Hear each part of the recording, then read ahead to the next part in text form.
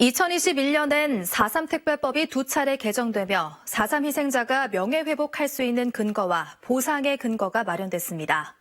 70년 넘은 유족의 한이 풀리는 계기가 마련됐다는 평가가 나오고 있는데 남은 과제도 적지 않습니다. 신윤경 기자입니다.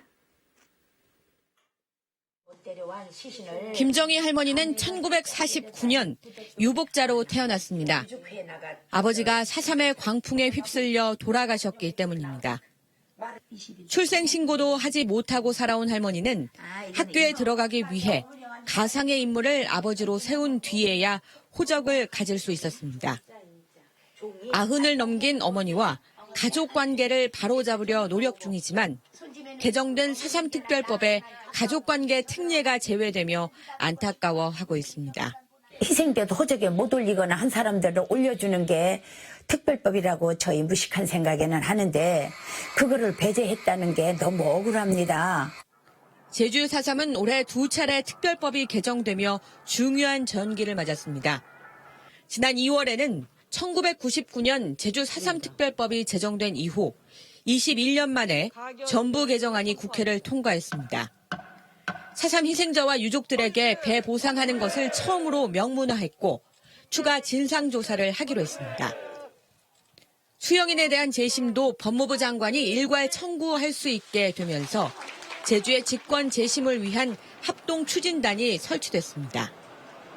4.3 희생자들에게 보상금을 어떻게 지급할지 구체적인 내용이 담긴 4.3 특별법 보완 개정안이 여야 합의 속에 지난주 다시 국회를 통과했습니다.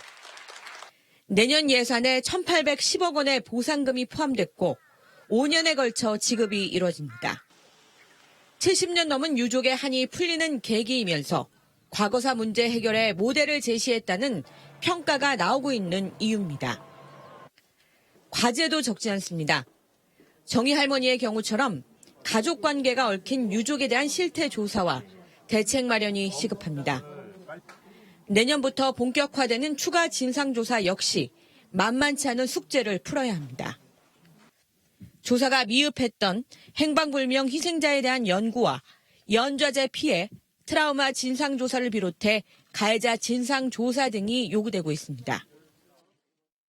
가해 실태가 나와야 4.3의 전반적인 모습이 드러날 것이고 우리가 얘기하는 4.3의 정명도 4.3의 역사적 성격 규명도 이루어진다고 보기 때문에 그렇습니다.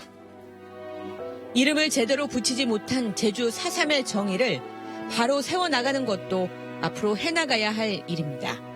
분단되는 것을 강경하게 저지하려고 저항했던 것이죠. 그러면 그것이 항쟁의 모습이죠. 항쟁.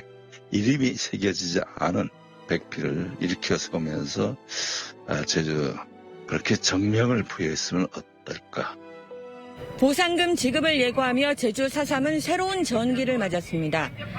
그러나 추가 진상조사와 책임 규명 그리고 이름을 찾지 못한 제주 4.3의 정명을 이루는 것은 4.3의 과제로 남아 있습니다. JIBS 신윤경입니다.